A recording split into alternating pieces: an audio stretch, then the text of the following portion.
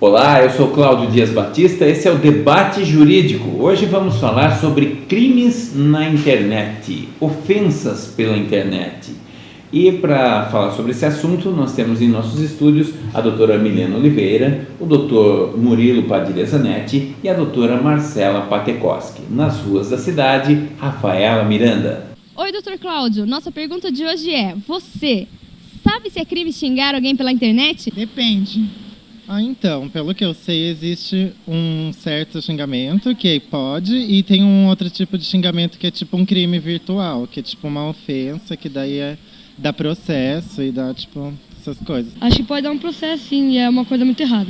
Se for para um amigo, dependendo do xingamento, aí você não usa o palavrão no sentido da palavra de xingamento. Eu acho errado, mas cada um é cada um. Eu sou professor, eu conheço alunos que xingar outros alunos através da internet. Será então que é crime ofender alguém na internet? Para responder sobre esse assunto, Dr. Murilo Padilha Zanetti.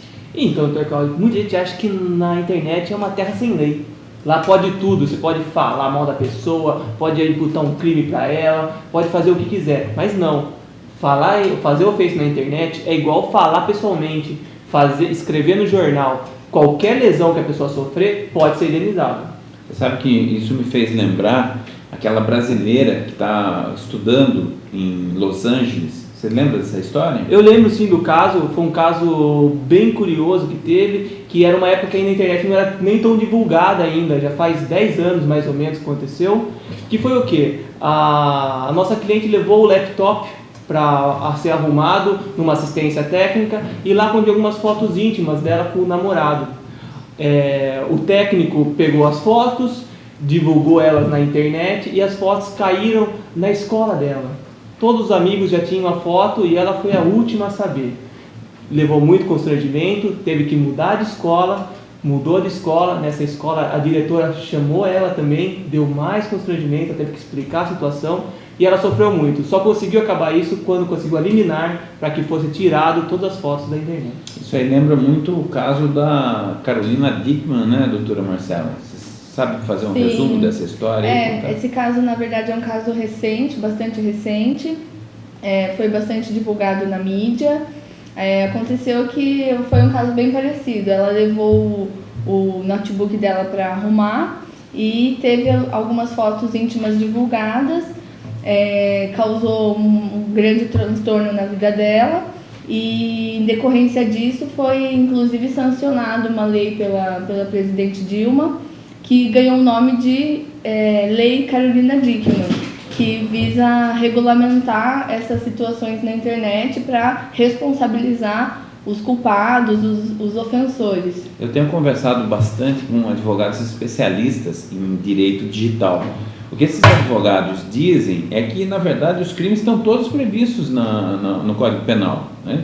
Quem expõe a imagem de alguém está lá, tudo que você furtar alguma coisa, furtar dados, tudo está no Código Penal. Basta você aplicar aquele mesmo dispositivo, não precisa fazer uma outra lei sobre isso. Vocês concordam com isso?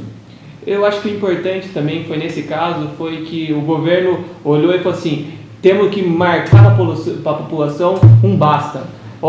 É crime, vamos fazer a lei, usar na Carolina Dickmann nesse caso como assim, uma pessoa pública para falar assim, se isso acontecer é crime, daí está imputado, detenção de 3 meses a 1 ano. Uma das coisas muito comuns que a gente vê na internet são os famosos perfis fake. Fake quer dizer falso, né? Fantasioso. E tem muita gente fazendo isso e acha que isso não tem problema nenhum fazer. Vocês concordam com isso ou não? Eu discordo. Eu acho que, imagine você fazer um perfil falso, começar a falar, por exemplo, fazer o perfil do Silvio Santos e começar a falar mal do SBT. Não tem como. Os perfis são as pessoas hoje em dia, os perfis da pessoa é a pessoa falando. Então é uma coisa que tem que tomar muito cuidado. E acontece que ocorre muito perfis falsos. Está previsto lá no Código Penal também. Você se passar por outra pessoa, isso é um crime, né? Você se colocar como outra pessoa é também um crime. Mas uma coisa muito interessante é que lá nas ruas, a Rafaela Miranda entrevistou uma pessoa, ela vai contar a história do fake que aconteceu pra gente aqui. Eu conheço, assim, logo que surgiu a internet, redes sociais e tal, eu nunca gostei muito disso, as pessoas colocam fotos que não são suas. Ah, eu sou alto, loiro, olhos azuis, eu sou empresário, né? Então tem gente que entra na fantasia. Criar um Facebook fake de uma pessoa e ficar mandando coisas feias para outras pessoas, como pornôs. Você viu que coisa aí, né? Pessoal, essa história de fake, ela é forte. A doutora Milena Oliveira, o que é essa história de fake? Como é que a pessoa cria um fake?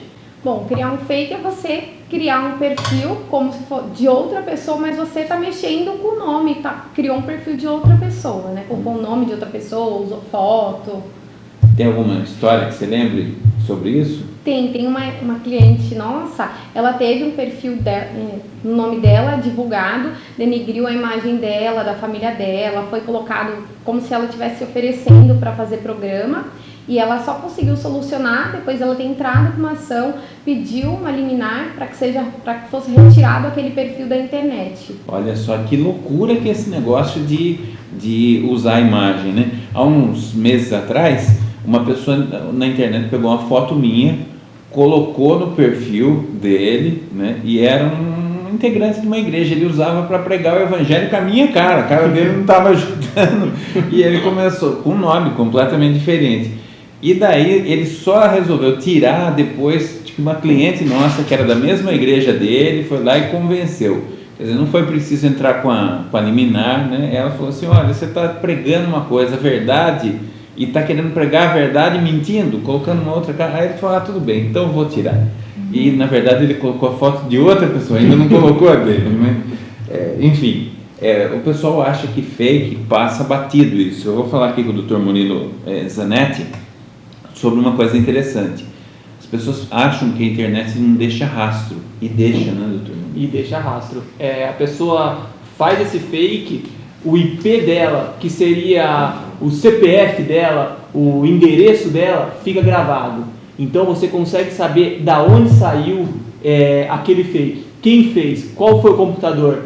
E existe, com determinação judicial, você consegue saber o endereço da pessoa para chegar até ela, aquele computador. Eu vou mostrar aqui, ó, o Thomas tá mostrando aqui na imagem para nós. Olha como que você coloca o IP, ó. Estou colocando um IP aqui, esse IP, agora a gente clica, olha só, você consegue inclusive um mapinha mostrando exatamente a localização de onde a pessoa estava falando. Coisa muito simples de fazer, né, de resolver. Um técnico, um perito, ele vai achar exatamente de onde que veio aquela informação. E isso também acaba então com aquela tese, que é em que o que faz na internet ninguém sabe o que é, ninguém não tem dono, então se você fez algum crime, você vai ser pego. O que acontece em Vegas, morre em Vegas. Não, essa frase não existe. O que acontece na internet, está tudo registrado. É incrível, a internet tem esse lado que é muito bom. E essa prova, é difícil de fazer isso? Difícil de conseguir um perito para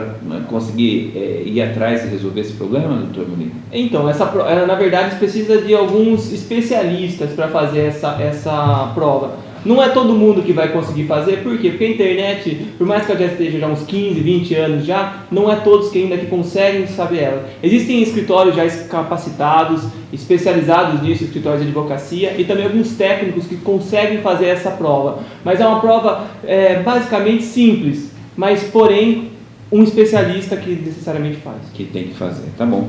Doutora Marcela Patekoski, uma empresa pode sofrer dano moral também, como uma pessoa? Pode sim.